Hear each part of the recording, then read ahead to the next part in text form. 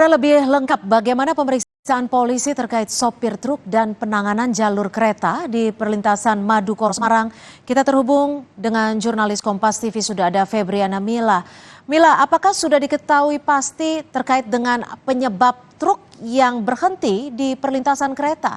Dan bagaimana penanganan dari perbaikan jalur rel kereta api saat ini, Mila? Ya, Cynthia dan juga saudara, hingga saat ini meskipun sudah dilakukan olah TKP, namun dari pihak kepolisian masih belum bisa memastikan terkait terjadinya truk trailer yang berhenti seketika pada saat melintasi perlintasan rel kereta api.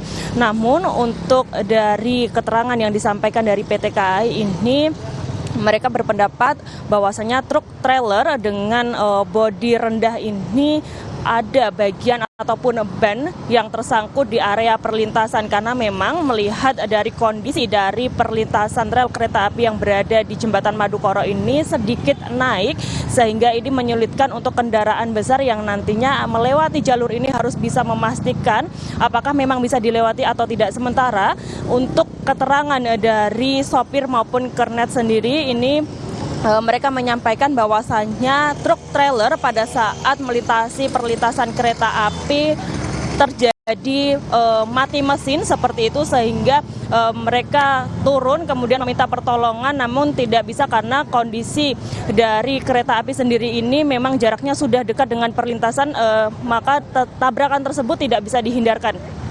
Sementara untuk proses perbaikan hingga sore hari ini, Cynthia dan juga saudara, masih terus dilakukan, yang mana ini dari teknisi PT KAI Daob 4 Semarang ini menambahkan penyangga sementara karena ini untuk mengantisipasi adanya penurunan jembatan akibat kerusakan struktur, yang mana ini akibat adanya tabrakan ataupun benturan yang cukup keras pada saat proses kejadian kecelakaan yang terjadi tadi malam sekitar pukul 7:30 waktu Indonesia Barat. Sementara itu tadi saya juga melihat adanya beberapa besi yang berada di pinggiran jembatan ini mengalami lendutan ke arah bawah, sehingga ini perlu dilakukan penyangga sementara. Selain itu juga untuk rel kereta api sendiri ini, berdasarkan informasi yang kami dapat, tidak ada pergeseran as, namun ada kerusakan pada bantalan dari rel kereta api karena ada gerbong tadi malam pada saat kecelakaan ini terjadi anjlok. Seperti itu, Cynthia.